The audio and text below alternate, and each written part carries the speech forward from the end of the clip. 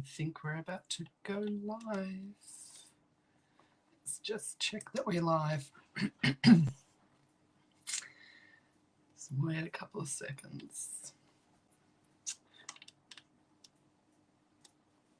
Hi guys, it's Jen here from Australia's Capture Paranormal. Welcome to our first Tuesday night at Paranormal and Spiritual Apprenticeship. We ran this probably about 2.5 years ago. I think it was during COVID, maybe 3 years ago. And it was quite popular, and a lot of people have come and asked us if we could do it again. So that's why we will be doing it over the next few Tuesdays. So we'd love to have you jump on board. Tuesday nights might not be a great night for everybody to jump online at 8 o'clock. I understand they've got work commitments and families, but it's the only night of the week that we can do it. So even if you can't join us live, at least you can watch it back, and feel free to send us any messages or ask any questions. So we'll just wait a couple of seconds. I just want to make sure that this live is, yes, okay, we're good. All right, so before I go into and start with the apprenticeship for tonight, I just wanted to give a shout out to the team at Appy. Pete and the team there are running a fundraising event for one of their team members, Linda, who unfortunately was the victim of a, I'm just getting messages up on my phone, was the victim of a vicious dog attack, and who is currently in hospital. They're doing a fundraiser at the jail. Hey Dave, how are you? They're doing a fundraiser at the jail on Saturday the 23rd of March. You can buy tickets from the Appy Facebook page or their website. We actually bought tickets and intended to go, but then realised we'd double booked ourselves. So we gave those away as a giveaway, and congratulations to Michelle from Wollongong, who got the free ticket. So if you can go and support, please do. There's a ghost hunt, there's talks, there's readings, there's raffles, there's all sorts of great stuff. And not only do you get to help out on the night and help raise funds for Linda and her care and her family, but you'll also get to hang out with the Appy team in the jail. So that's pretty cool. All right, so what we'll be covering in the paranormal and the spiritual apprenticeship is things like ghost hunting, paranormal investigating, working with energy, communicating with spirit, and everything in between. So it's interactive, so please put up any questions that you might have, any subjects that you want covered. We're more than happy to cover that and sort of redirect somewhere if everyone's interested in that. So everyone that interacts with the online live for the apprenticeship over this week and next week, their name will go into a draw, and we'll be giving away a spirit communication pack. So please make sure, if you're watching, that you jump on and just put a hiya so that we can add your name to the list of people to go into the draw. Okay, so what is paranormal? Okay, so I looked up the dictionary and had a look at what it said about the paranormal, and this is what it says. Events or phenomena that are beyond the scope of normal scientific understanding. All things that are impossible to explain by known natural forces, recognised by science. So unless it's recognised by science, it's classed as paranormal. So that includes things like ESP, poltergeist, spirits, ghosts, reincarnation, auras, UFOs, cryptids. It all comes under that paranormal banner. So some people believe in some paranormal subjects, some are a little bit iffy. A lot of people are iffy on the cryptids and the UFOs. To be honest, I believe in those two subjects. I haven't personally experienced them myself, but I do believe it's possible. Okay, so what's the difference between a ghost and a spirit? There's a lot of people that have a lot of different ideas. Basically, a ghost is the residual energy of someone that has passed away. And a spirit is the soul that's been left behind. And with a ghost is more residual energy. So residual energy is when things play on a loop. Okay, so you might hear, for example, in a house where an old man has lived and he's walked through the front door every day, and he's walked down the hallway, taken off his boots, opened up a bedroom door. That ghost or that energy that has left an imprint on that environment may still be just doing that on loop. And that's where we could hear footsteps. We may even visually see an apparition.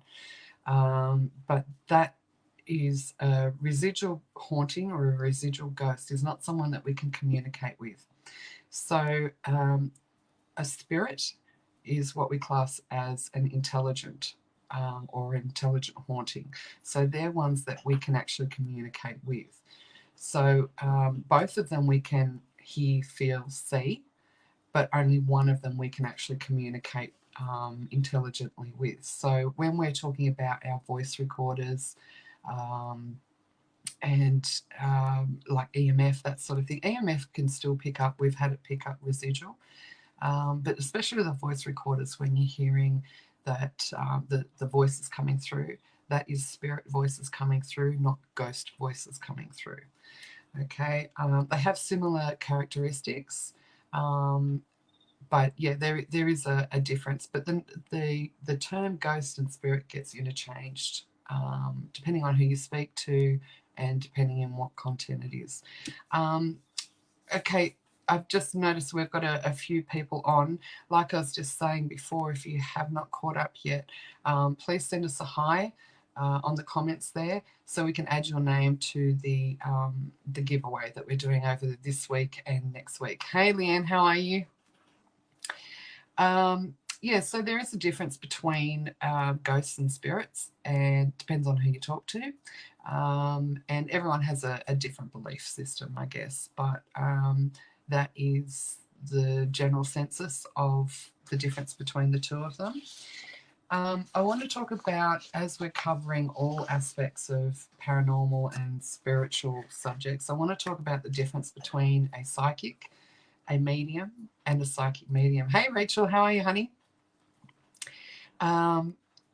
There's a lot of misunderstanding about the differences between those. So when someone goes for a reading, sorry, I've got incense burning and it's a little bit strong for this space. I'm just going to have to put it out. Hang on. Yeah, it's really strong for this space. Okay, so when you go for a reading, how do you know who to go to? Do you go to a psychic? Do you go to a medium? Do you go to a psychic medium? And I think you really need to understand the difference before you book in as to what sort of reading you want. So a psychic is someone that works with energy. So they can read energy, they can pick up energy. So they could do things like tarots. They could be doing things like psychometry. Now, psychometry is the reading, usually of jewelry, when you go to a reading like that, where they will... oh, the Witch's Castle. Hi, guys. How are you?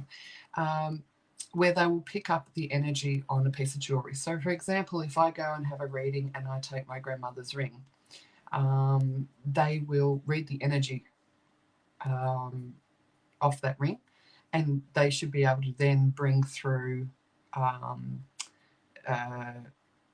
give me some information about my grandmother, my relationship, that sort of thing.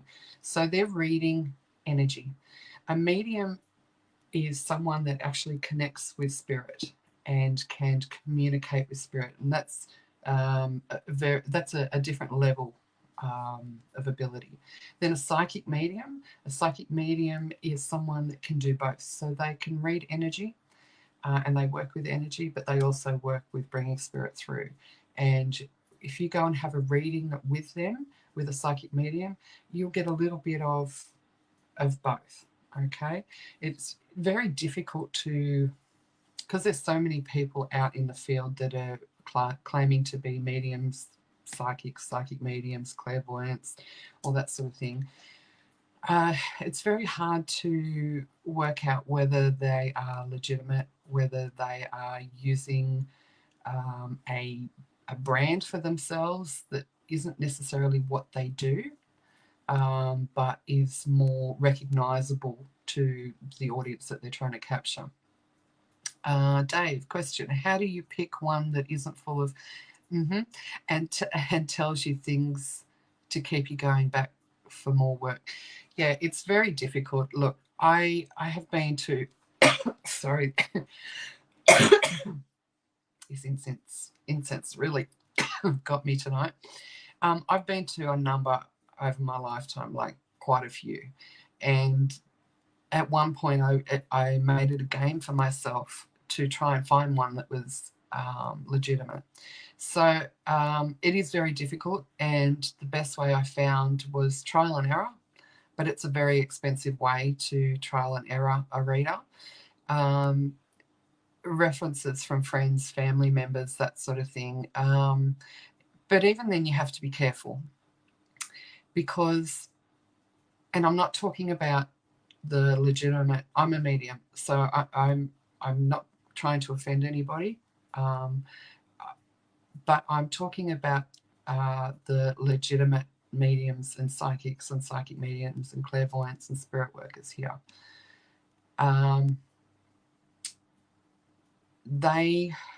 You can feel the energy from them most of the time. Now, it's hard because a lot of people that go to a medium or a psychic medium, let's just put them in a bubble at the moment, and so I don't have to go through all three names. But if anyone goes for a reading with a psychic, 9 times out of 10 they're grieving and they're looking for answers, and the charlatans out there can pick up on that just by your prompts, by your body language, because they've been doing it for a long time. Yeah, the Witch Castle's saying look at the reviews. Exactly right. That's another great way. But listening to your friends and what they're saying, I have found personally for me is the best way.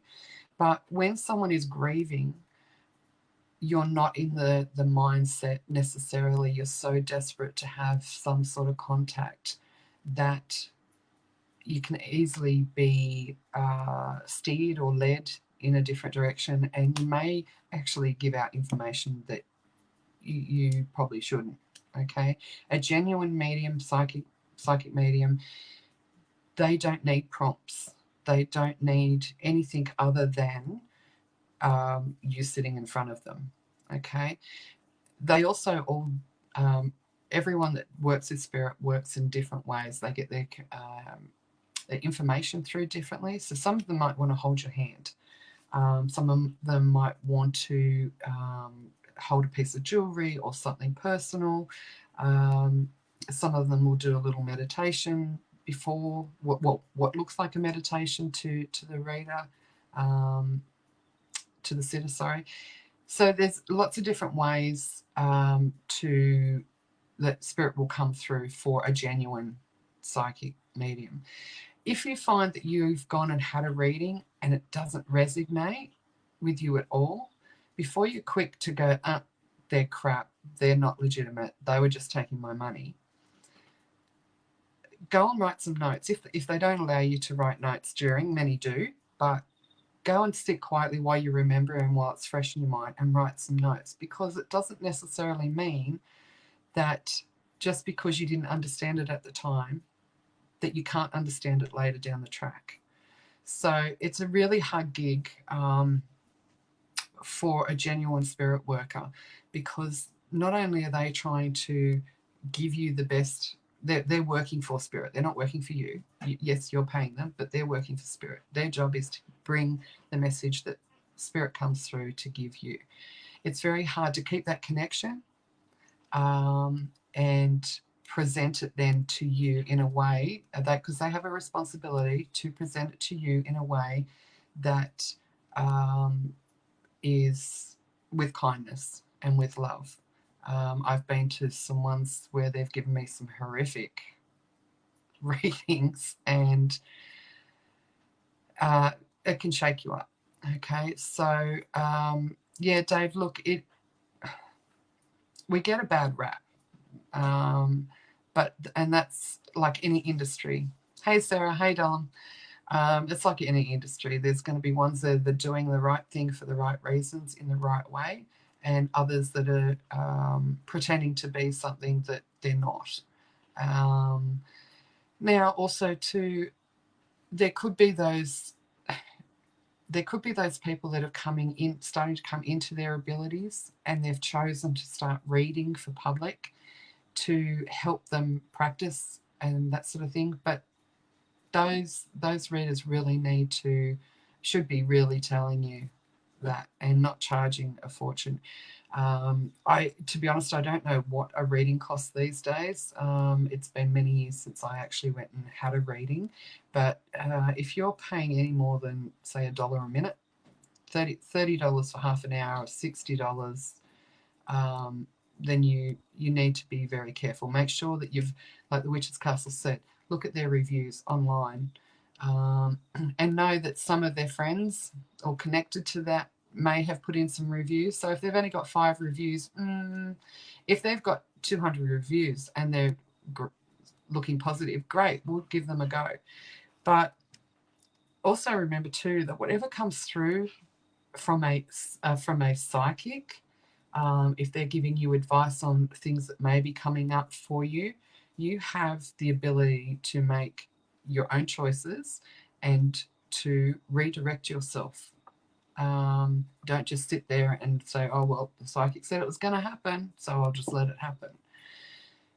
It is a tricky one. But yeah, Dave, thanks for that question. It is really hard.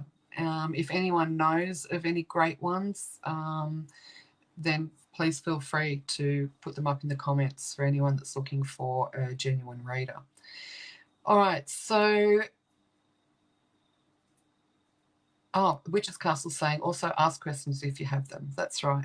So when a medium is doing their thing, they do need a little bit of feedback from you.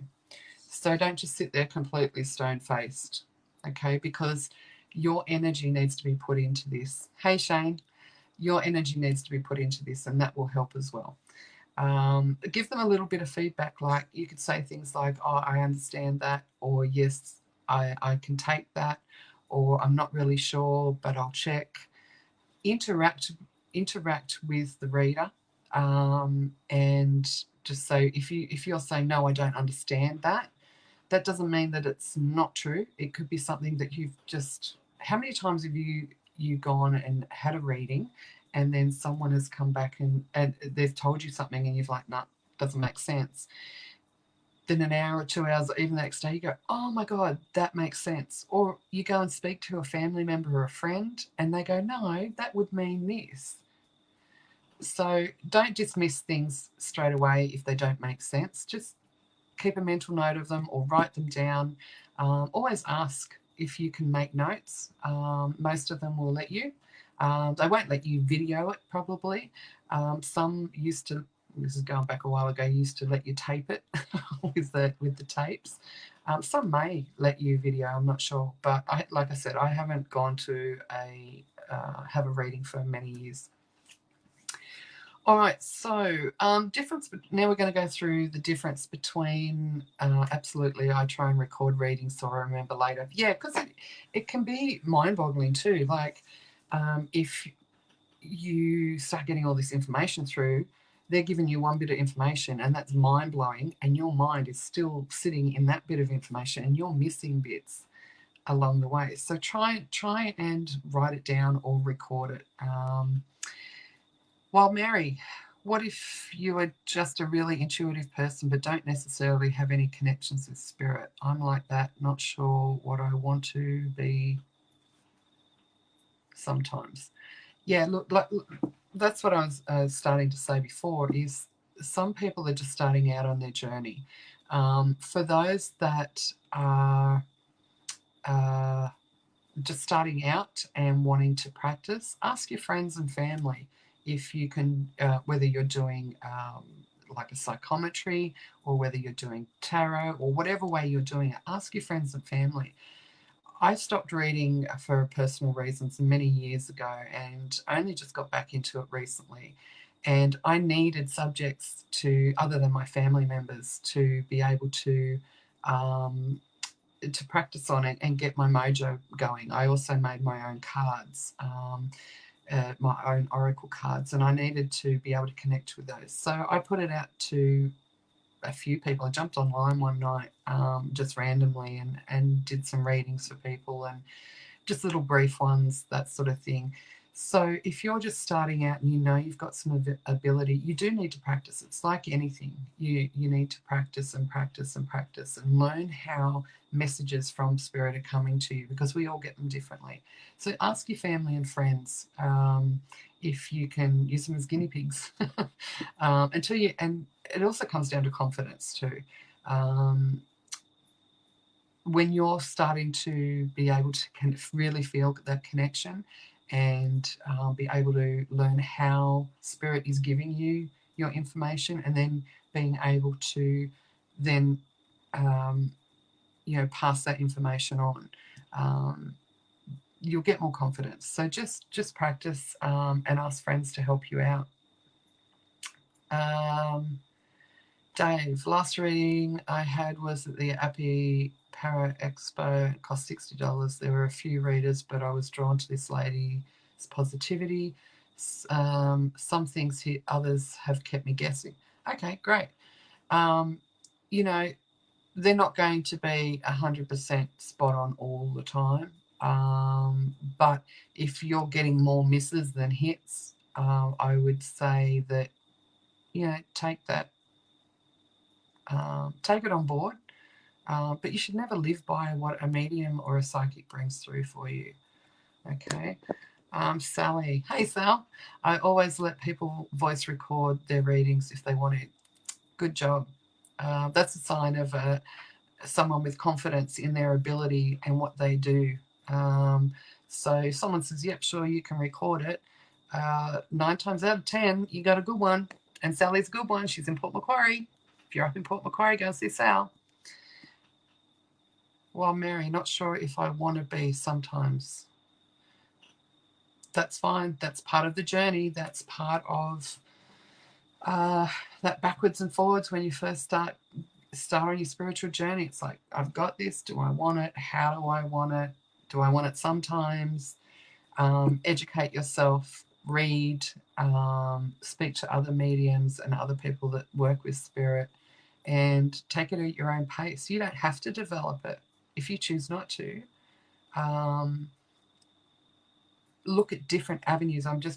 I'm being told to tell you, look at different avenues of working with spirit. There are a lot of different ways you can work with spirit, because they're saying that you will find your path. You haven't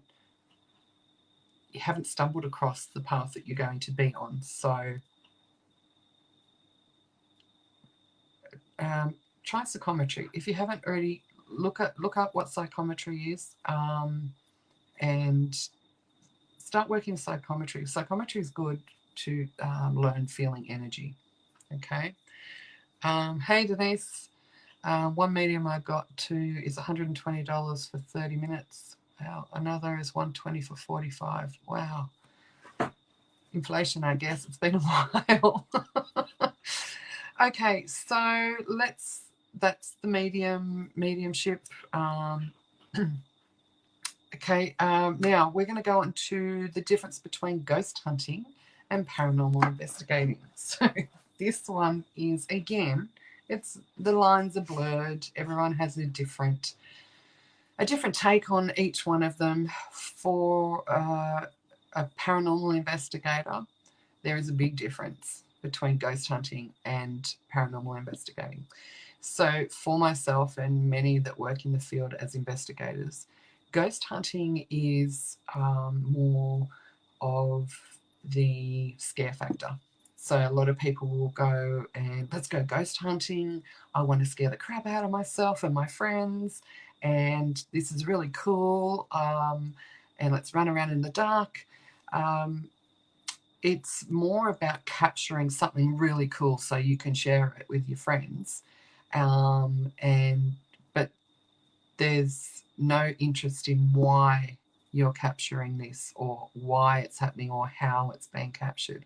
Where paranormal investigating is very different. Yes, we run around in the dark and we're looking for ghosts and spirits, but we are working with trying to understand why we can communicate with spirits, how we communicate with them better, what's easiest for them, and trying to bridge that gap of how they can communicate and how we can receive. And it's about doing different experiments, using different technology, using different ways to try and help the spirit come through, and maybe we can help them pass on by letting them have a voice.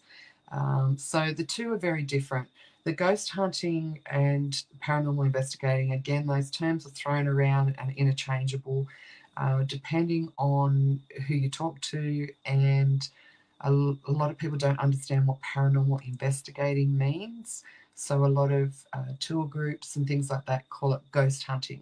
But in actual fact, they're doing a little bit of both. They're doing the scare factor of it and the wow factor, and that's the excitement factor of it, but they're also showing you how to investigate, so how to work with spirit. And you know, we're never going to know everything about how spirit works and how do they come through and communicate with us, why, how come some can, how come some can't, what are the best locations.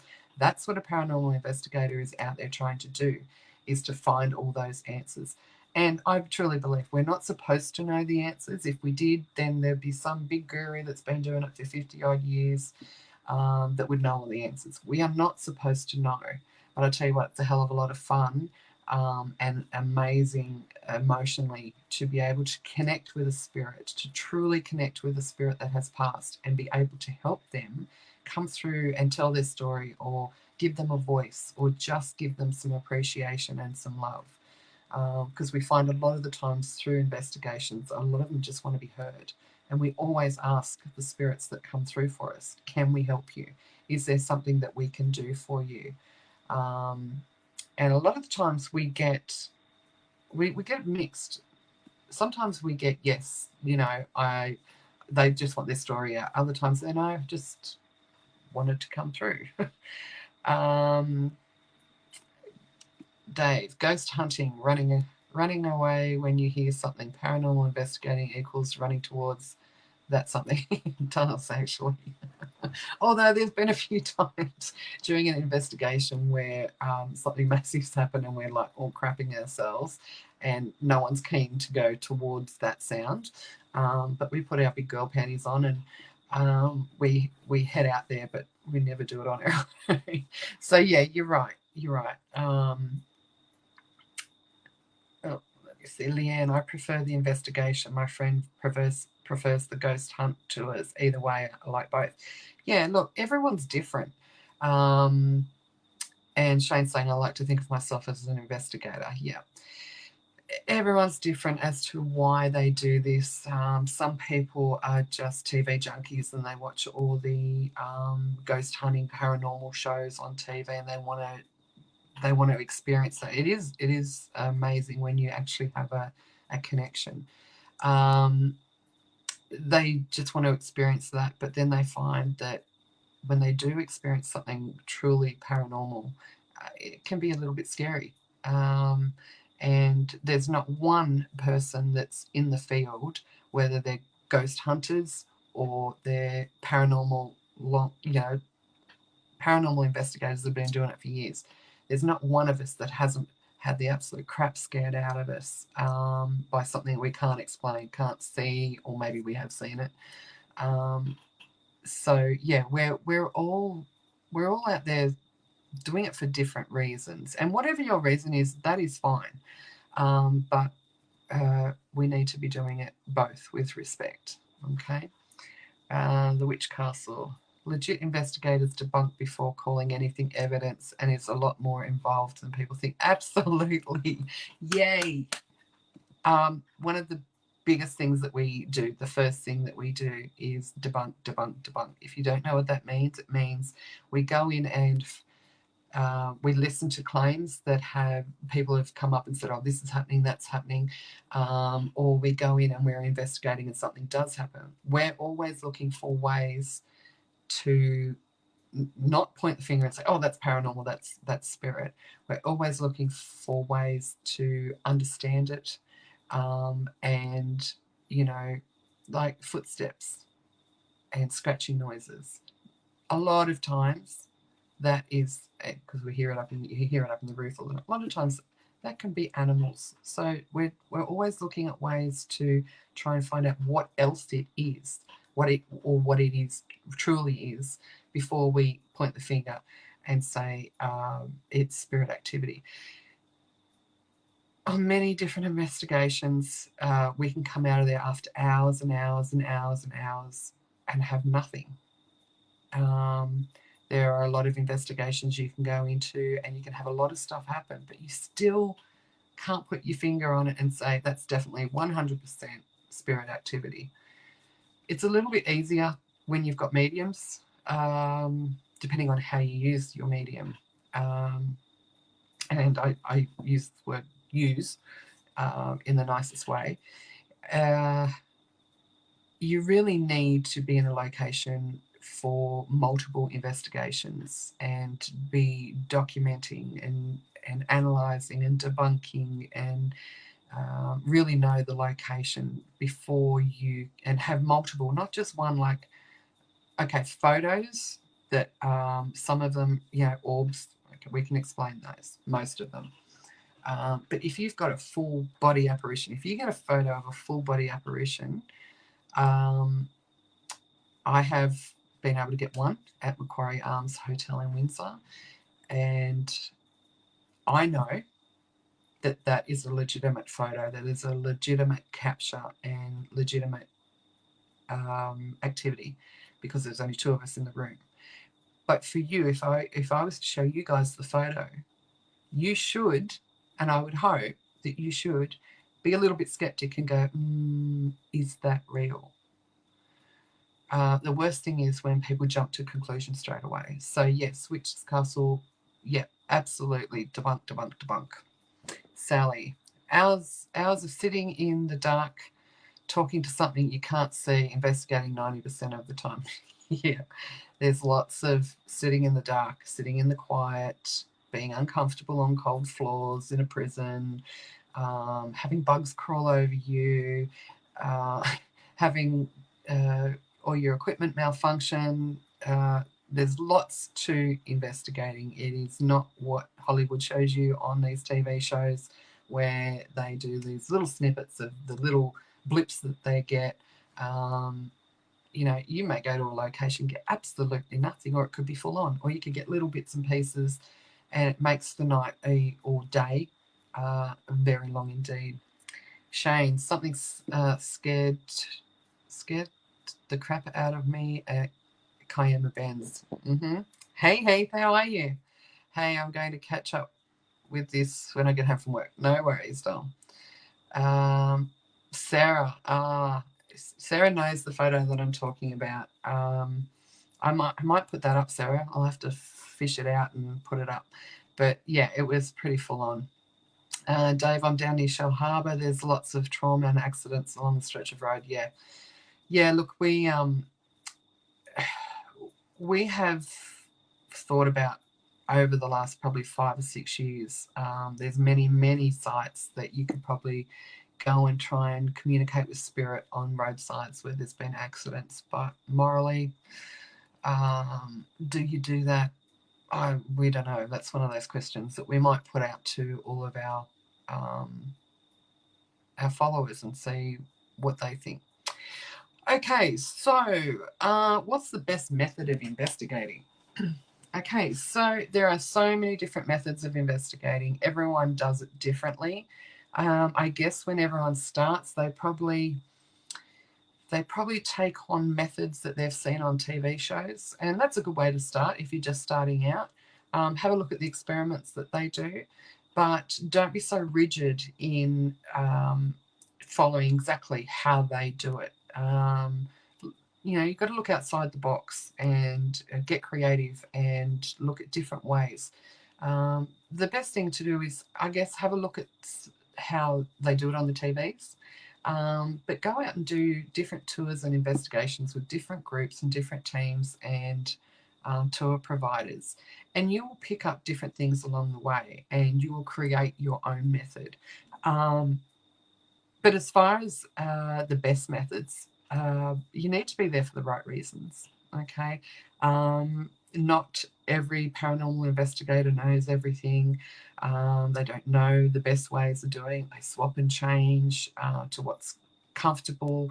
We actually have swap and change in different locations. We treat each different location as a brand new location, but in certain locations like jails, you need to investigate those differently to the way you would investigate, say, an asylum. So we need to change our methods up depending on the location, and depending on the history of it too, can also change the way that we investigate. Respect 100% every time you go into a location to either ghost hunt or paranormal investigate. Whatever you're doing, go in there with respect. Whether it's a ghost, like we're talking about before, a ghost or a spirit, they deserve our respect. Okay, we are going into their environment. Whether they live there for their life or they're residing there as a spirit, we are going into their environment. And it would be just like if I walked into your lounge room, just flung open the door, walked in, and started disrespecting you. Okay, that is how they would feel. And we have had it where in certain locations we've had other people with us and they have started to ask disrespectful questions or in a disrespectful tone, in a disrespectful way, and completely shut. Spirit, we just lose them, completely shut down. We've had it the same thing where spirit ramps up and the energy completely changes and things start happening that are not good at all for us, physically or mentally or emotionally. So you need to go in there with respect. Experimental. So, like I was saying, try different methods. You can jump on Facebook or YouTube or any of these Netflix shows or anything like that and watch the different ways that they ask the same questions, because there's different ways. Spirits will communicate in different ways for you. Let me just catch up with these. That was the next point. The Witch's Castle. I love you guys. I don't agree with researching the location before investigating, both as a sensitive and as an investigator, because it puts preemptive expectations in your head of what to expect. Research after and see what lines up. Exactly. That was one. It's on my list. My next point was the power of suggestion is huge. So, as a medium myself, and you all know that we work very closely with the girls from Western Sydney Spirit Sisters, Belinda is also a medium. And sorry, I just looked up and we had 11 people watching with 11 comments. So it's 11:11. That's a thing for me recently. And now I've lost track of thought. Okay. Both Belinda and I will not research anything about a location, especially if it's a new location we're going to. Will not research anything. We want to go in there fresh. We do not want anything in our brain that says, oh, there's going to be a woman here, or there's going to be there's a tragedy, or there was a family, or we don't want to know anything. Now, Belinda and I both get our information differently, and I'll pick up on some things where she won't. And then she'll pick up on some things where I won't. And by working together, and I'm so grateful and so blessed to have such a good working relationship with her because it's very respectful.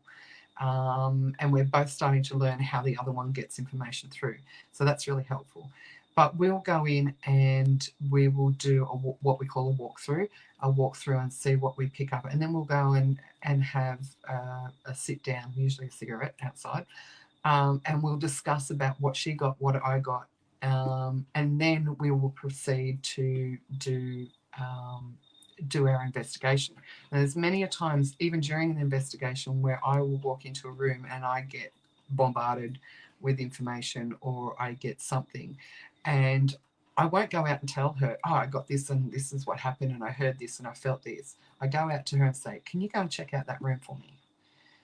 And she will go in and she'll do exactly the same thing and she will come out, and then we will discuss it. And then we'll discuss about how we're going to proceed in that room. Like, what equipment will we use? What methods will we use? Is it worth spending more time in that room? That sort of thing. So the Witch's Castle, I completely understand. We do the same thing. We do not go in there with pre-knowledge of anything. Sometimes that's really hard, especially if it's a really popular location. It's very hard not to, when we have got that little bit of information, it's very hard for us to put that aside because you'll get a little bit of information and then you want to attach it straight away. So it's really hard not to do that. So that's why we prefer not to do it. Some people want to do and there's benefits for both. So the benefit is for us is not to research it, get what we get, and know that what we're getting is 100% pure. And then we'll go and, after the investigation, we'll go and research it and go, aha, all right, cool, that makes sense. That's why we got this. That's great. That's how we prefer to do it. But there is a disadvantage to that. And that is if you are only going to or only able to go to that location once, because then you don't have the ability to go, right, okay, well, next time we go, we're going to go into that room and we're going to try this and we're going to try that. It only is really more beneficial doing it that way when you're going to a location more than once. A lot of people choose to find out as much information as they can so they can go in and go, right, well, let's ask for Harry, or let's go and ask for Mrs. So-and-so, or we know there are a lot of children here, let's try and communicate with children. That has given you preconceived ideas of what you might be getting. And we find it personally, and everyone's different, but we find it personally that then, we don't mean to, but that can steer an investigation in the wrong direction. Yeah, so there are advantages and disadvantages, and everyone's different. Recently, just late last year, we went on a road trip. Belinda and I went on a road trip, and we had other investigators joining us. And we were down at Beechworth Jail. Excuse me for a sec. And the Danny and her team, amazing. If you ever get a chance to get down there, go and do one of their tours. Before we started, we all congregated, and they said, oh, well, we'll tell you the history. And Belinda and I went, no, don't want to know. So we completely just take ourselves out of that situation while everyone else hears.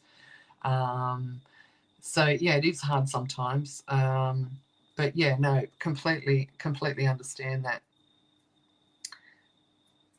Yeah. Hi, Jeff. Jeff's saying, yes, always have respect.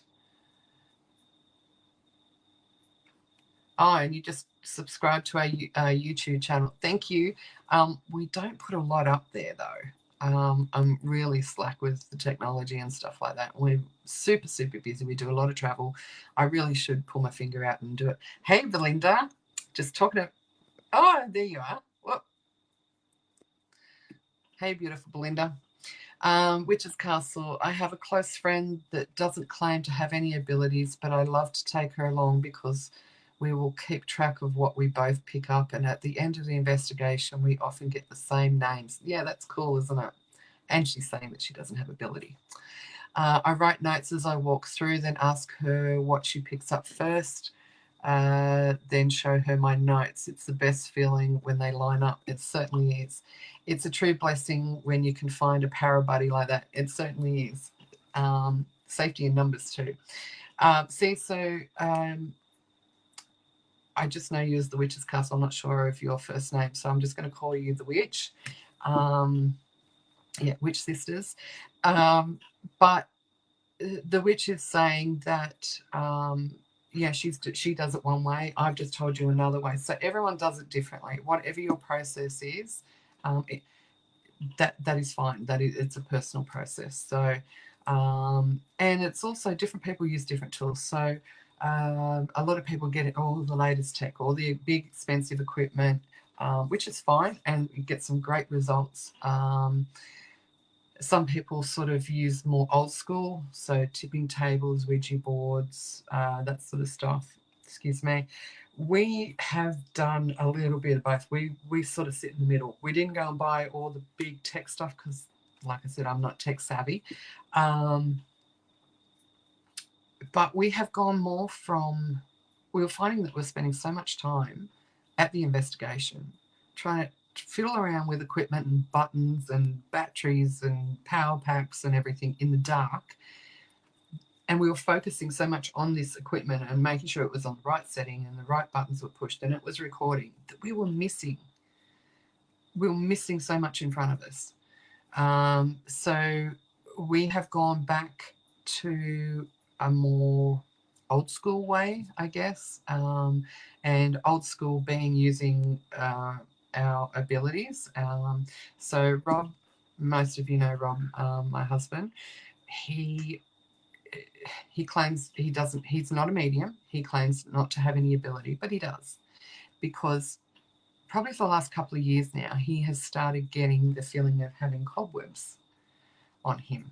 And there've been many a times where he's like he's thinking there's a spider on him, and we've lights on, torched on, and there's nothing around him, and he can feel that cobwebby. Well, that is his, and we've now worked out, because when his dad comes through, he gets that cobwebby feeling. So everyone receives their information differently.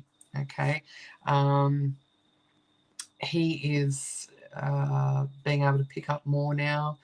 Just on the weekend, we went and did some exploring, and he walked into the room and he's like, "Oh, I really feel a little bit." I'm like, "Yeah, okay, that's, you're picking that up." So don't dismiss those funny little tingles or those knowings or those weird sensations. It's hard. Hard when you start coming into your own too and feeling those things, because you have that thing in your mind that goes, "Oh, that's not real. That's not real." Well, it is. It is. Belinda, love your cup. You've still got yours too, honey. Good. Yay. I drink out of this every day. Yeah, I've got a bargain on those.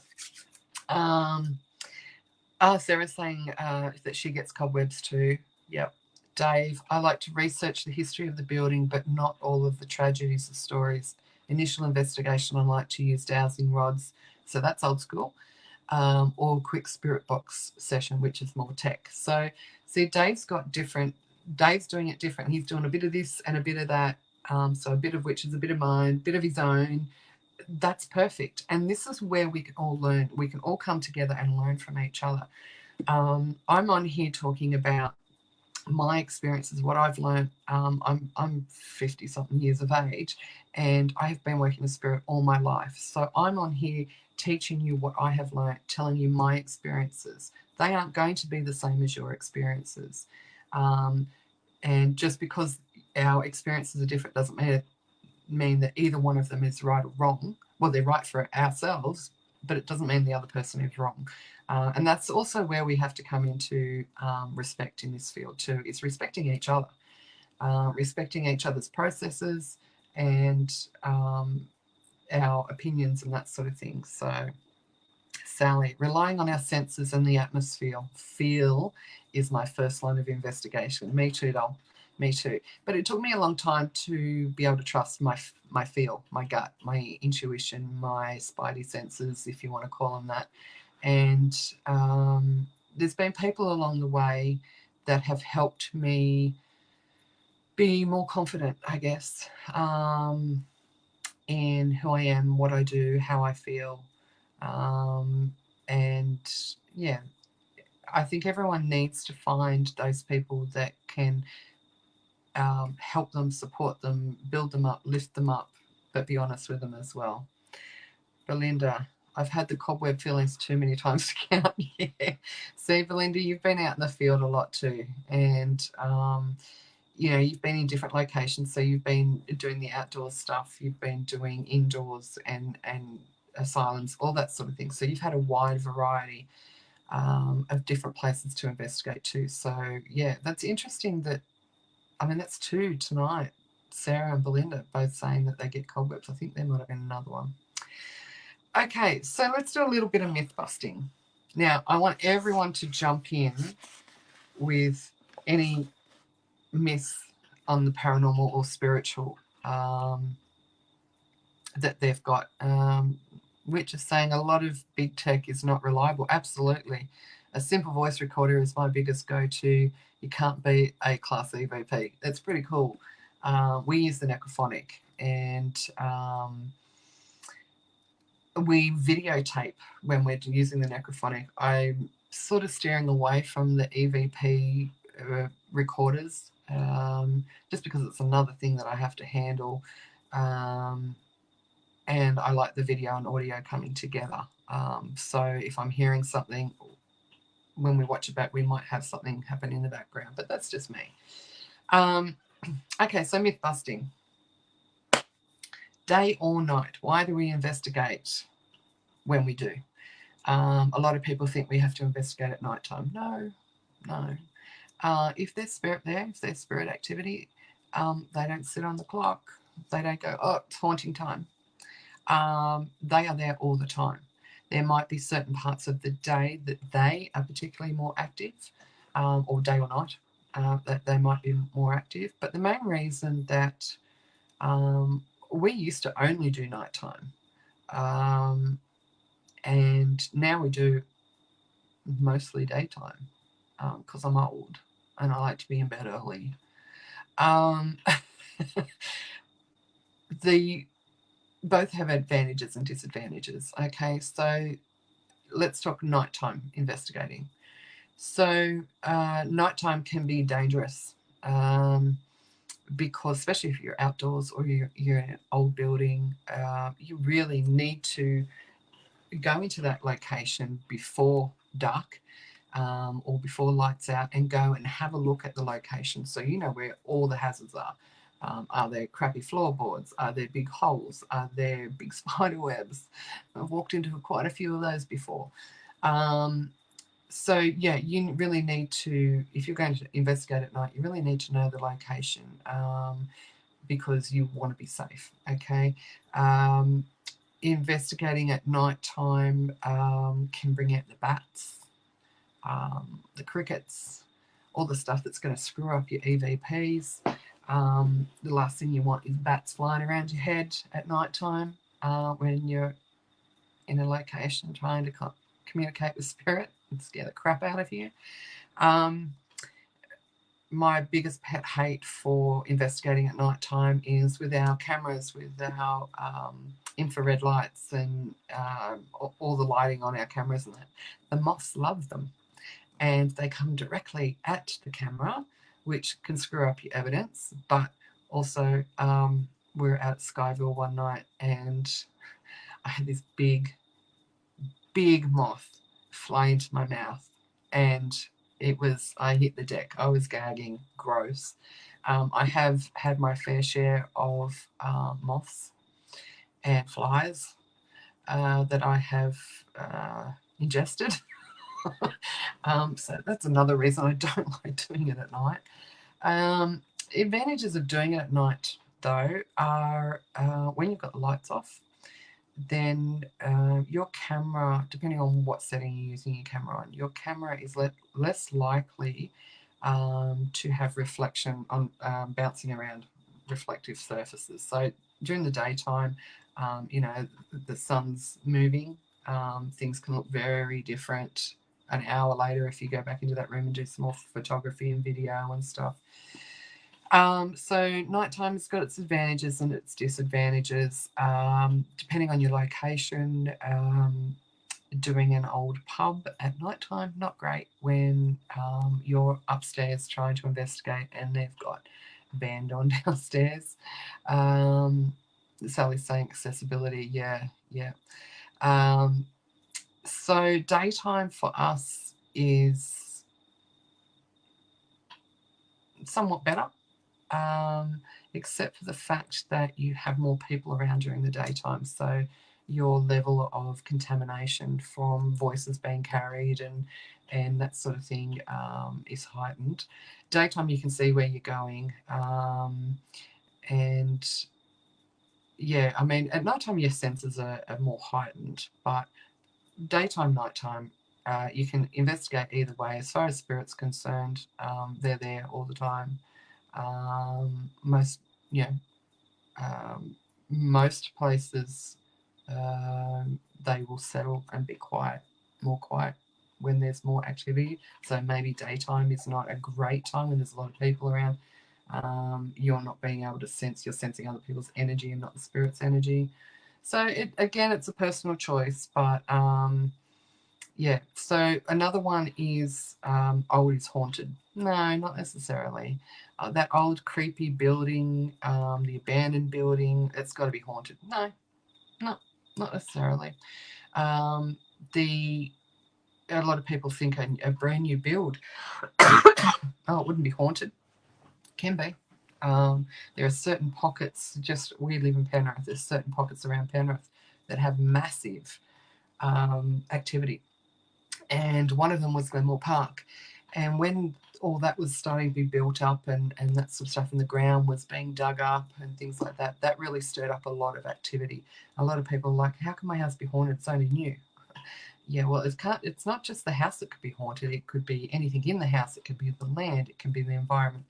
It could be the people living in it. So that's another myth. No, old doesn't mean it's haunted. Creepy looking doesn't mean it's haunted. Can be. You're more likely to have places that are historic and have had a lot of activity, a lot of different types of people in there for a long period of time, different activities in there. They're all leaving their energy imprint on that environment. So you're more likely to get more activity, whether it be residual, like we talked about before, or intelligent.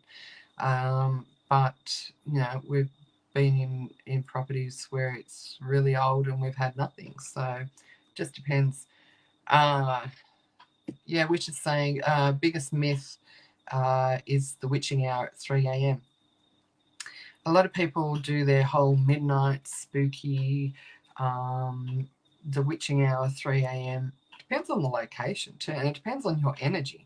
If you're sitting in a property all night and you start to tire and become lethargic, that sort of thing, you're more susceptible. If there's a spirit in there, you are more susceptible to missing what's going on because you're tired, you're yawning, you're not thinking straight. So yeah, I think that's a big one too. Possession. A lot of people, including a very close family member of mine, doesn't even want to talk about spirits and ghosts because they're scared that even talking about them, they will become possessed, or they'll be bringing bad juju to them. A lot of that can come down to Hollywood and all the movies that they portray. You've got to remember that they've got to hype all this up and make it freaky to sell tickets. They don't get it right, the real stuff right. It's entertainment, but it's not correct.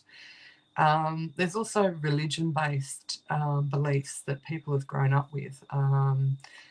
For example, I'm a medium, but I'm also a witch. And you say that to some people and they are like, you worship the devil. No, I don't. Complete opposite, to be honest. So it's all perception of, can be faith-based that they've grown up with. It can be Hollywood. It can be the fear of not understanding, or knowing too much about it and just knowing that that's scary. Okay.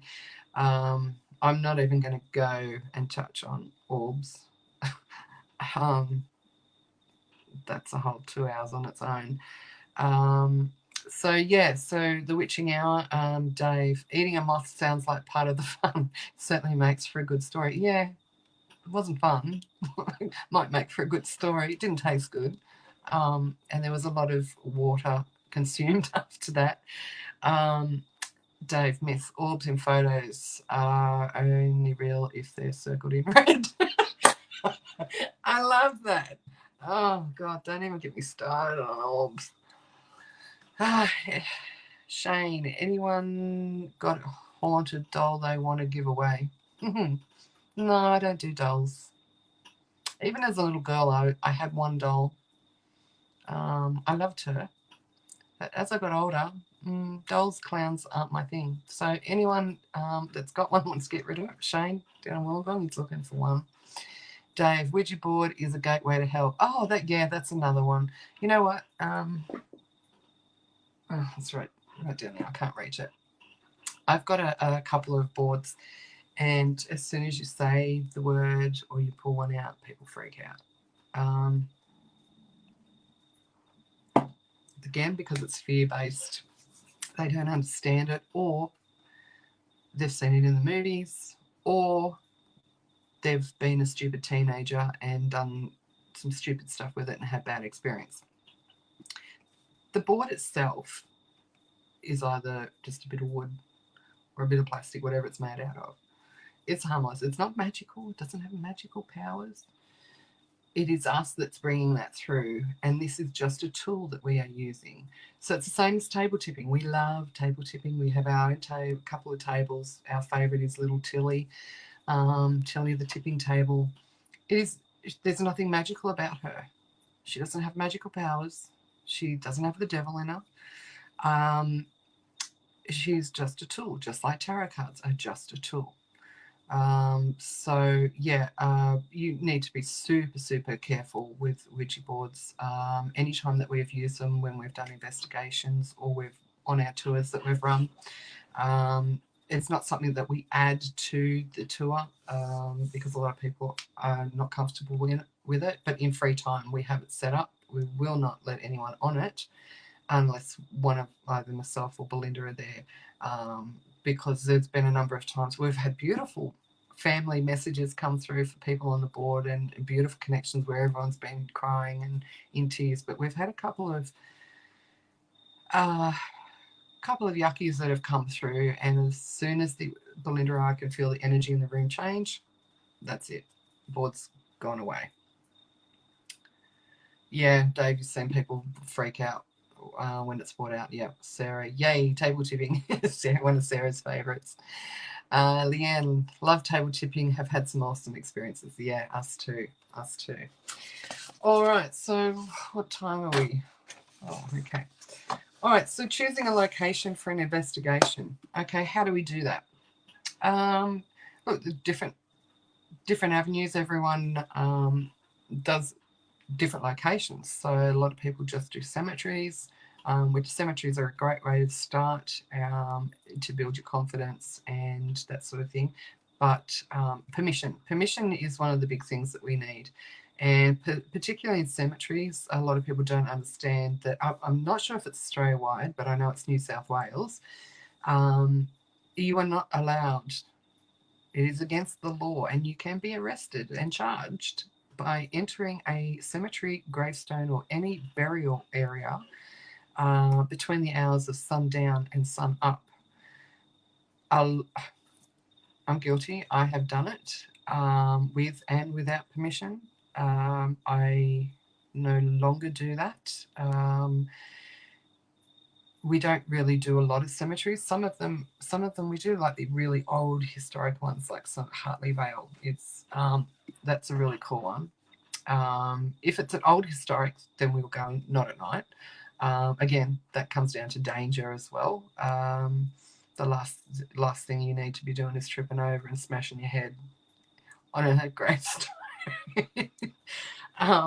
in the middle of the night. But permission, whether it be through a council body or a government body that has opening hours, please respect those.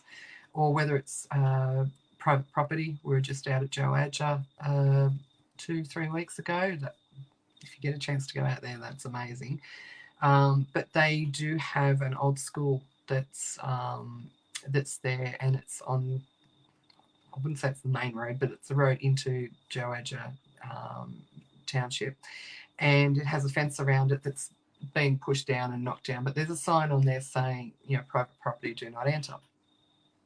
Well, we didn't enter. We went right up to the fence, and we took our photos and had a look around and that sort of thing. But we respected the person's private property. So always make sure you've got permission. Safety is a huge issue when choosing a location.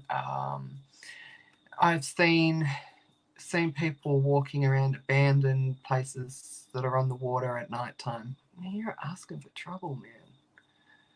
Go during the day. I know going at night time and you can make the lights look freaky and all that sort of stuff, and it makes for great TV and photos and stuff. But if you're serious about investigating,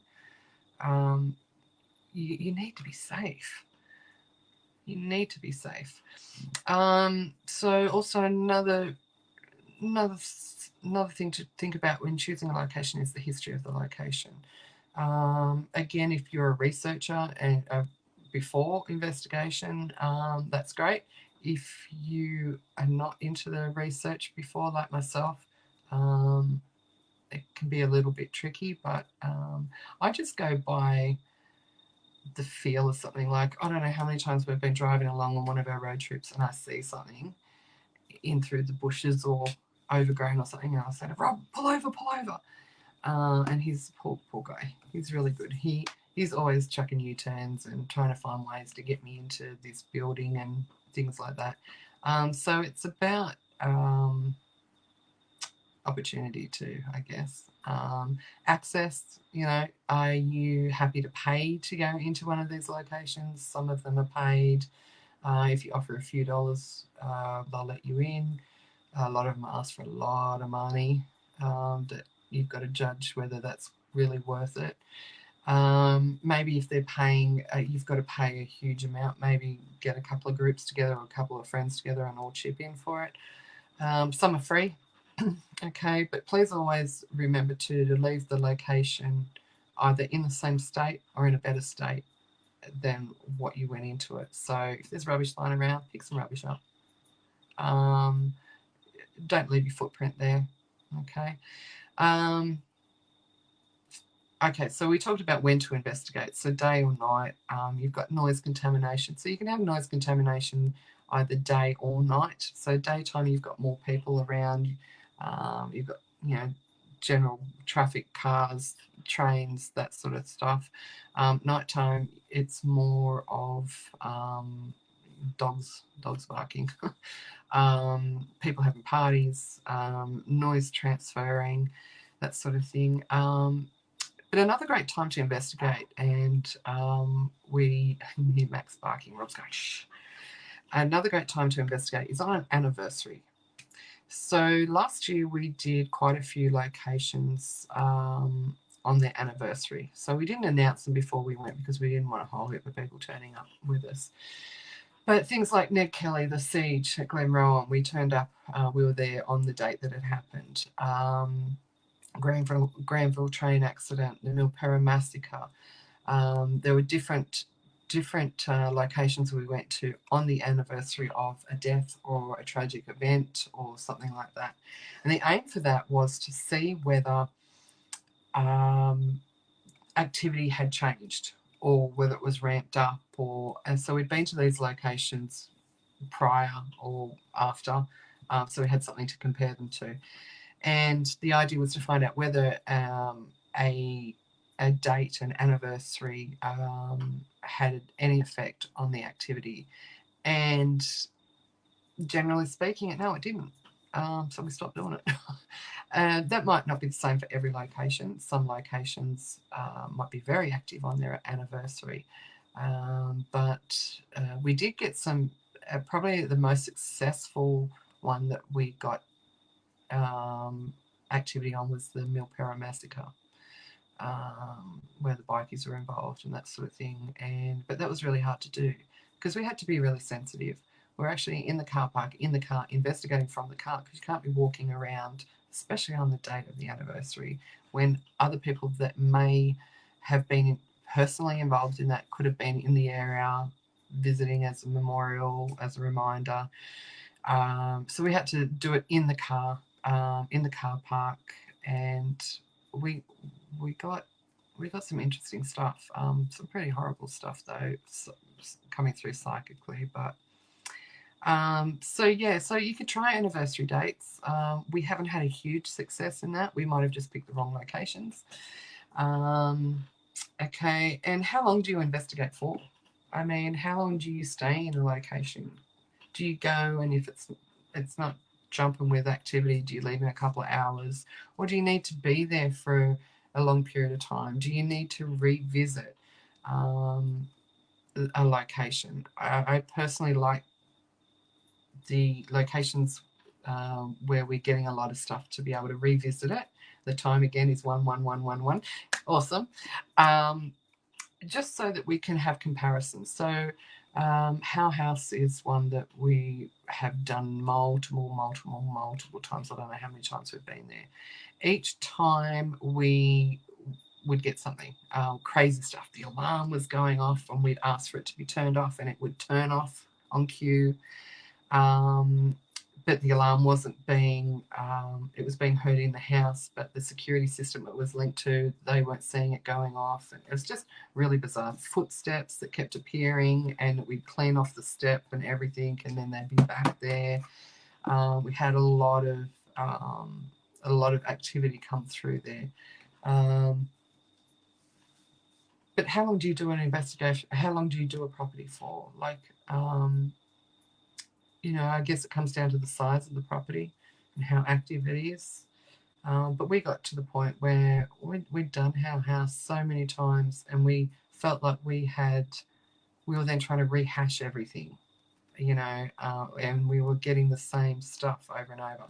So for us, it was, we felt like we were able to help some of the spirits there come through and tell their story. One young girl in particular had a tragic story, and I think just by us acknowledging it and showing some kindness and some love, we never got her back again. So we're hoping that we were able to help her pass over, get what she needed off her chest, and have some recognition for her struggles. Yeah, Sarah, you've been out to Howl with us, which is saying anniversaries depend on which deceased person choose to attend at the time as to how much activity you get, and even then, if they choose to interact, that's right. Okay. Yeah. So look, there's when to investigate is down to the individual. When you can get access, we choose to not do too much in summer.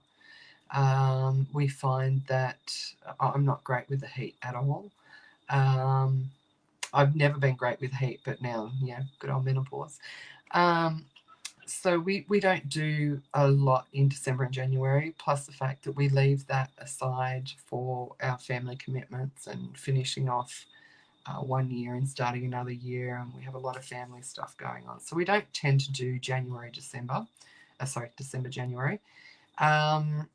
I still struggle through the hotter months like the Februarys and things like that. For example, the other day we went out and did an Explorer Day with a few of our followers in Parramatta, and we had planned to go to Old Government House and do some exploring and some mini investigating there, then go to the local cemetery there where some of the people from Old Government House are actually buried. One tragically died, and that's where she was buried. We'd planned to go there, and then we're going on to Rouse Hill. Well, the temperature on that day was just yuck. So I said to him, look, let's just do the 2 indoor ones. Let's miss the outdoor one. Also 2 snakes. Not a fan of snakes, so we prefer winter. Winter can play up with an investigation because you've then got, I don't know how many times, we'll be filming something and talking and you can see the hot breath come up and people's going, oh my God, you've caught something. No, that's just me with my hot air.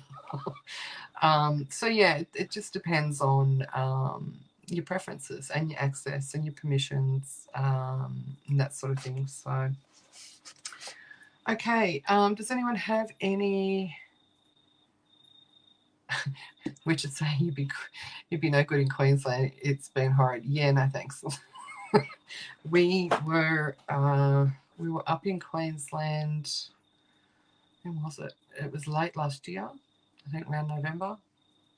It's very hot, muggy, sticky, and we were bitching about the weather there and came back down here. It was exactly the same here. So, okay, do we have any questions at all?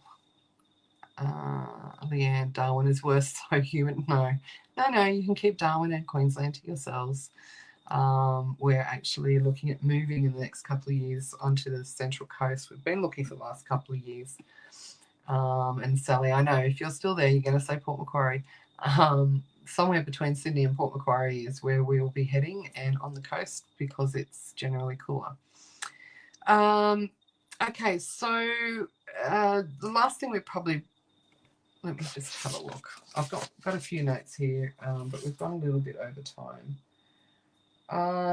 Okay, we'll talk about confidence before, about people coming into their own, on their own spiritual journey and coming into being able to connect with spirit and that sort of thing.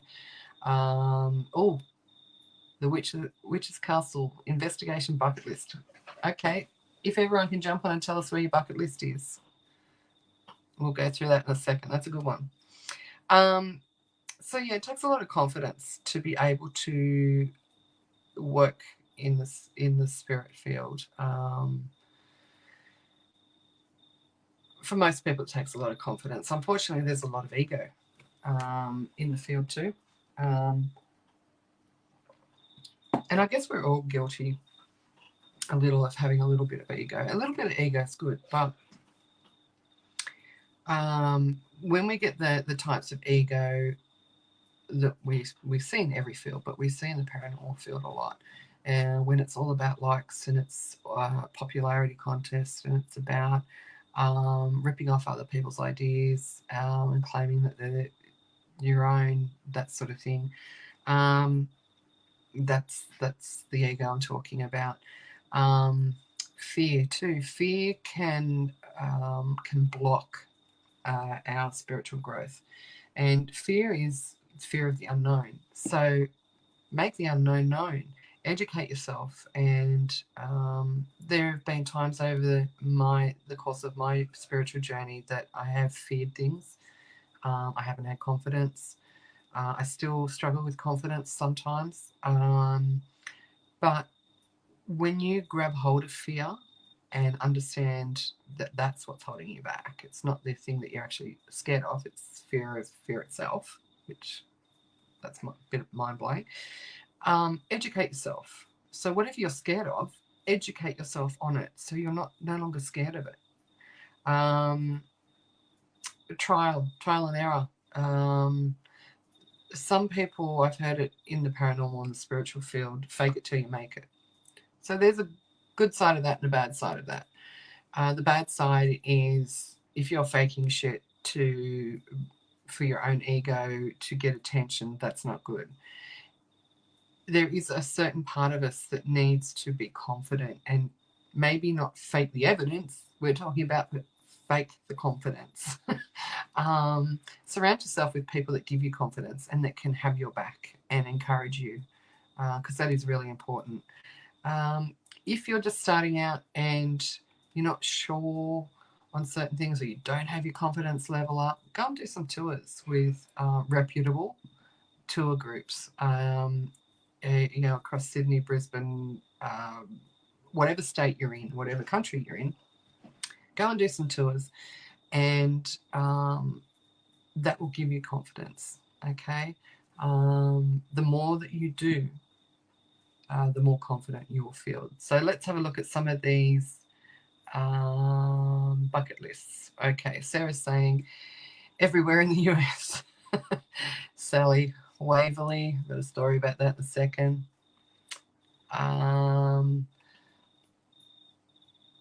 Yeah, the Parafield is dog eat dog world, sadly. It is. We've been struggling with this. We've had numerous issues in the paranormal field where our intentions didn't align with the intentions of people that we tried to align ourselves with. And that's normal. But, I went into it thinking, oh, well, we're all in this for the right reasons, the same reason. Yeah, no, we're not. So I've had quite a few issues with aligning myself with the wrong people. And yeah, I just decided that I'm not doing this for anyone else. I'm not doing it for followers. I'm not doing it for money. I certainly don't make any money out of it. I'm not doing this for likes. I'm doing it because it is my calling to do this. My calling is teaching. My calling is working for spirit and helping living beings understand that our loved ones are still with us and that we can still learn to connect with them. So my passions and my reasons for doing this were not aligning with other people's. So I just went, you know what? I'm just going to stick to my little path and I'm going to walk along my little path the way I want to. And if people don't like it, so be it. They can say what they like. And I've had numerous, let's see, got lots of knives in my back. I've just even stopped trying to pull them out now. Don't worry about what other people think. Just do your thing. Do what feels right for you. Find your own path. Follow it. Change it if you have to. Our path has changed so many times. My personal path has changed multiple times in the last 12 months. But yeah, and when you start doing what you love, the way you love it, and not worrying about anybody else, you will get confidence. All right, what else have we got? Bucket list. Places that aren't allowed to be investigated. Darlinghurst Jail. Maybe. Goulburn Asylum. Leanne, I own land across from Kenmore in Goulburn. Oh, it has an energy. Yes, it does. That'd be cool. We might have to come and sit on your front lawn, do an investigation from afar. Dave, I'm intrigued with Goulburn lately. I may have to hit you up for a hangout sometime. There you go. Leanne, you're gonna end up with all this on your front doorstep, love. I'll bring the coffee and the biscuits. Sarah, you just have to do what's right for you. Yes, you do, Sarah. And we'll be talking about that tomorrow night in our class. Witch is saying, sorry for calling you Witch. I guess you don't mind that, but I don't know your first name. I've had the same experience with the Paracircle. I've disengaged from it all. Hard lesson to learn. Very, very hard lesson to learn. And I will support anybody. If I see something that's happening, I'll put up a post about it. I'll encourage people. I'll support people. I don't really necessarily get too involved and work with a lot of people. It's only really Western Sydney Spirit Sisters we work with. There are other groups that we will go and hang out with, sure, but we don't align ourselves. We made a couple of big boo-boos in the last couple of years and got out of that. Sally'd like to do the tunnels under Paris. Yes, that'd be cool. The catacombs. So as far as our bucket list goes, we had a massive bucket list, and slowly but surely, like in Australia and overseas, slowly but surely we've been ticking those off. And you probably know that we're heading to the US on the 31st of July, and we'll be coming back. I think it's the 26th of September. So we're over there for 8 weeks. Belinda from Western Sydney Spirits is coming with us, and we are going all over. I can't wait for Lizzie Borden. We're doing Lizzie Borden, we're doing Shawshank, so we're doing Ohio State Pen. We've got a whole list of different places. The big one that has been the issue for us is Waverley Hills. Originally, it was on our list, then it got taken off our list, then it got put back on our list for us to get to Waverley Hills, which we all see in the paranormal as the Holy Grail, I guess, in the US. It was going to take us a huge amount of travelling up to it. We would only have time to spend there one night to investigate, and then a huge amount back to get back on our path. And we were going to do it. And there's just been something niggling at me going, don't do it, don't put that time and energy and money that we were going to be doing into doing other stuff, like a lot more other stuff. So 3 of us have been umming and ahhing and talking about it, and Rob was very much like, oh, it's the Holy Grail, don't want you girls to miss out, you'll regret not going. And we've spoken to some people in the paranormal that have been there and investigated there to try and help us make that decision. And we made the decision, we're not going to Waverley. I personally feel better about it. There was just something gnawing at me saying, don't go, don't do it. We went to the Stanley Hotel, the whole Stephen King thing last year. That was massive on my list. It was right at the top of my bucket list, up with Waverley. And we went there, and while that was beautiful, paranormal, as far as the paranormal, was very disappointing. We did have a little bit of activity, but it was all hyped. And it was all about Stephen King. Oh, this is the seat Stephen King sat in. Like, who gives a shit? This is the room he stayed in. Yeah, that's interesting. You can't go in there because they hire it out. This is the hallway. This is this. And it was like, Stephen King, Stephen King, Stephen King. And I'm like, come on, show us some evidence. Take us somewhere where we're going to have activity. Did have some a little bit of activity during the day. We were sitting in the auditorium. Rob was on my right, and there was 2 rows of chairs that were sort of arced around the stage. And there was a family sitting in front of us, a little boy directly, he's probably about 7, maybe 6 or 7, directly in front of me. And while the tour was going on, they were describing what this hall was and how it was used.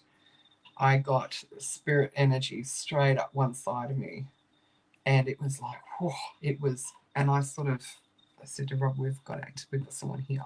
And just as I said that, the little boy in front, and because I felt it move from behind me to in front of me, right behind this little boy, and just as I said that to Rob, the little boy turned around and looked at me and went, as if to say, what, why did you touch me? And I just smiled at him because I thought, I know you've just felt this. And anyway, I could still feel the energy in front of me. It was very thick, very heavy. And then the little boy spun his head around and looked at me again, like really shitty with why was I poking him or touching him? Anyway, 5 minutes later, we were out of that building, and the mother of this little boy, he was very freaked out, this little kid, and the mother of this boy turned to the guide and said, I don't think this is appropriate for our children, and we're leaving the tour. And I thought, yeah, I bet you're leaving the tour. Your son's just been completely freaked out. That was the only thing that we had the whole time. So we're a little bit, do we spend like all day getting up to Waverley to do a couple of hours investigation and then all the way back, from accounts of people that we trust, it wasn't that active. So we thought, so we're now using that time to spread over and do more stuff. Or we can do about 6 or 7 different other things. So yeah, it's a bummer we're not going, but yeah. Go with your gut. Must be a reason. That's the only other thing, Sal, is that I've learned to trust my gut. And it wasn't just the traveling. I don't like doing the long, big drives, but it wasn't just the travelling, it was something that was just like, you don't need to be at Waverley. You don't need, I don't know what it is. I may never know what it is, but I'm going with it. Which is saying one of the best places to investigate is Tasmania. It's so underrated. Yeah. We do, most of our travel is overseas at the moment. I have health issues, and while my health is still okay to get on a plane and go over there, we're doing as much as we can. And then we will, once we're finished doing over there, we will be doing more here. So Tassie is definitely one of those ones that we want to go to. I just saw someone saying, let's go back, I've missed a few. Don't apologise for calling me the witch. Picton Tunnels is a place I'd like to do, but I believe they are closed now. I'm not sure. We went to go there a while ago now, probably at least 18 months ago, and it was open during the was it open during the week, or was it only open on the weekends? I don't know. I think it's only open for certain periods of time now. I'd like to investigate New Orleans. We're going to New Orleans, right? Can't wait. We've got 5 days in New Orleans. And this is the first time we've been to New Orleans without kids. So we'll be able to go and do... We did a ghost tour there last time. It was really interesting, really creepy. I've got to tell you something about New Orleans, though.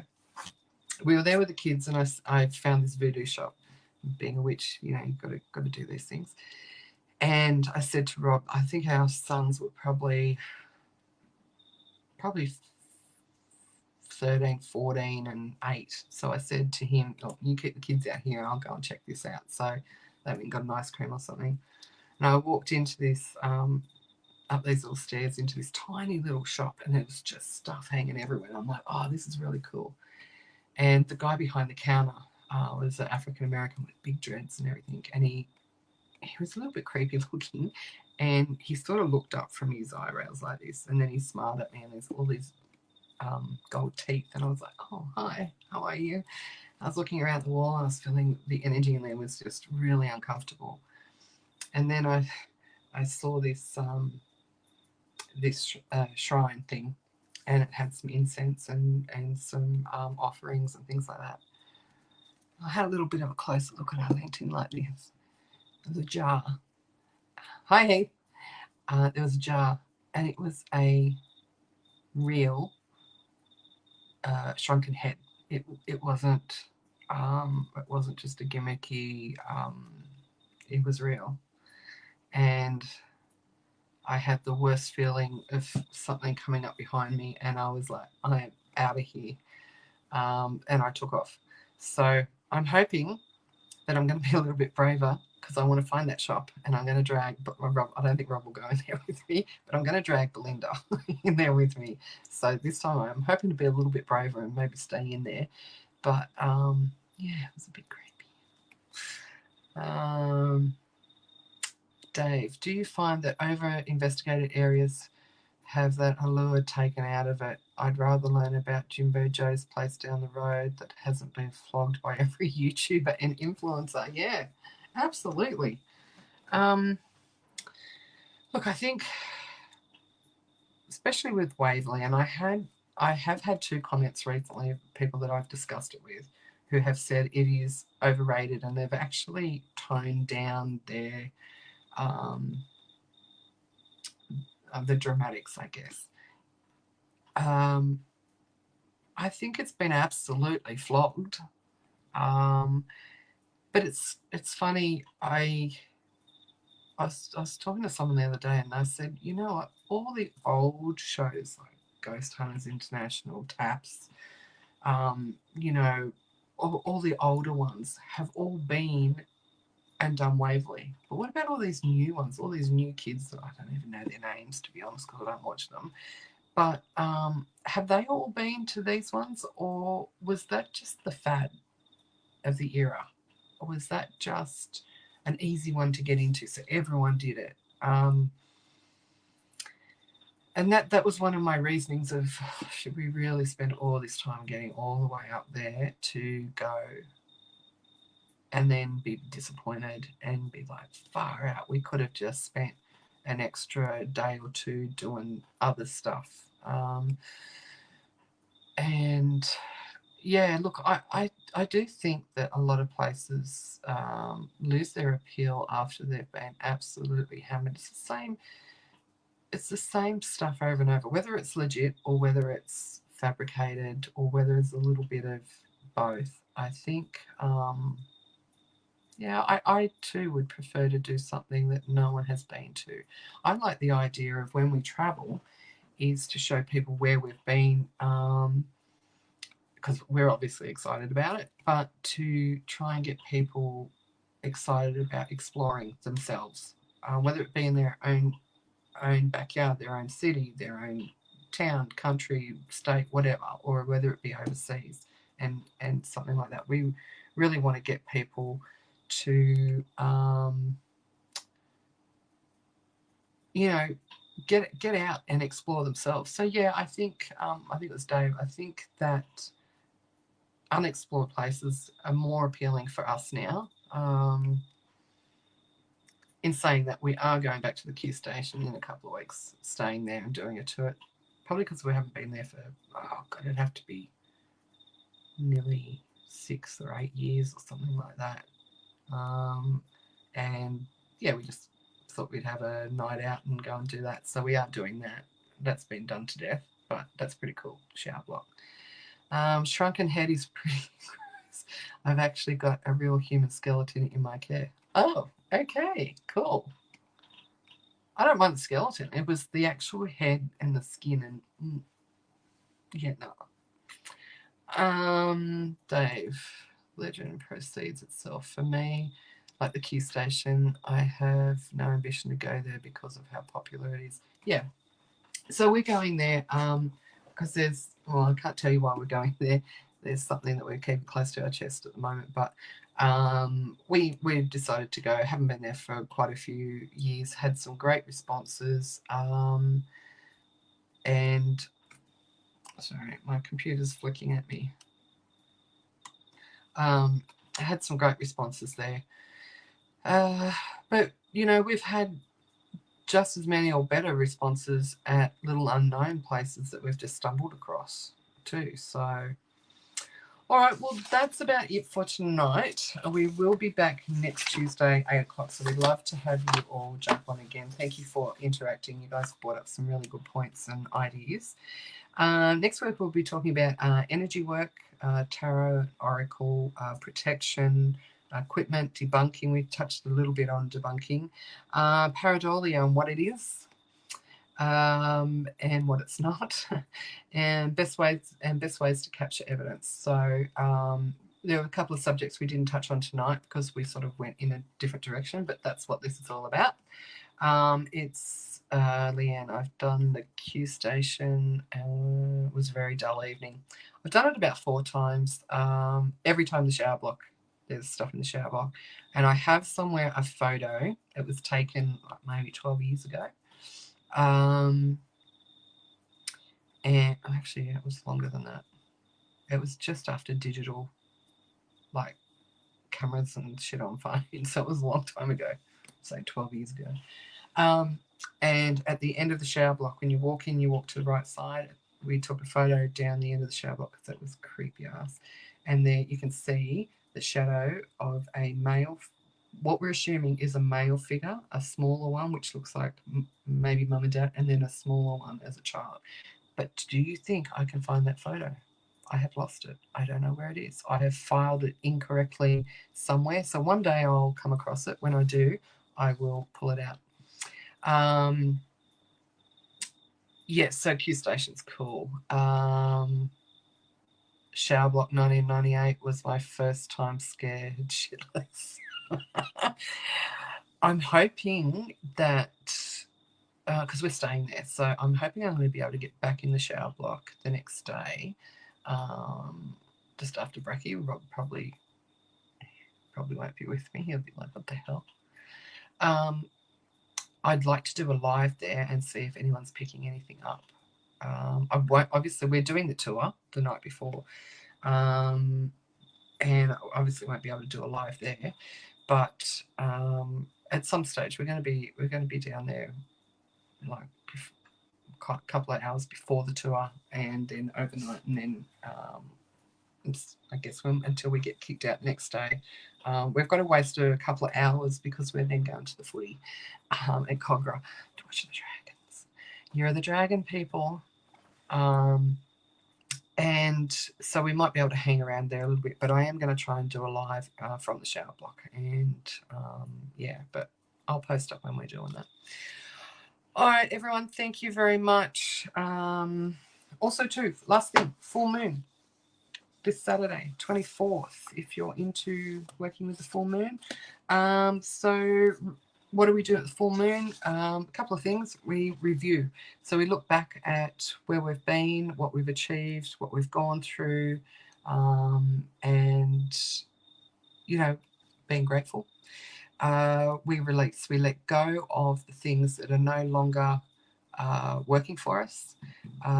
We let go of any negativity that we've had, and just let it all go. Let it all go. And then we're cleansing too. So we're clearing out all the old energy. We're bringing in new energy. We're tuning ourselves into what our needs are. We're tuning ourselves into the environment, into the universe, into nature. Great time to be cleansing and clearing any energies from your crystals, so your necklaces, pendants, that sort of thing. But your mission for this moon, if you're working with the moon, is listen to your gut. Start listening to your gut. Be kind to yourself, and be very careful about your inner dialogue and how you talk to yourself. Okay, show yourself some self-love. Okay, start setting some boundaries for your energy. Don't let people be energy vampires. We always talk about energy vampires and how bad they are, but we're the ones letting them do that to us. So start setting some boundaries. I know that's hard. I've had to set some pretty horrific and strong boundaries for myself and my energy in the last 12 months, and not easy to do. Very difficult, very emotional, scarring. But have come out the other side of it and completely different, and starting to understand my energy more, and I don't give it away to anybody that doesn't deserve it. And empower yourself. Speak positively to yourself, about yourself, to others, and bring in more positive thoughts. So that is your mission for this new full moon. All right, thank you guys. Thank you everyone for coming and hanging out with me, chatting with me, and I hope to see you next Tuesday at 8 o'clock if you can make it. And everyone that has been interacting with us tonight and who interacts with us next Tuesday night will go into the draw to win a spirit communication pack. Okay, thank you, good night, and we'll catch you soon. And for any of those that were on tonight that are coming tomorrow to the Pen of Spiritual Group class, I will see you at 7 o'clock. Take care, everyone. Bye.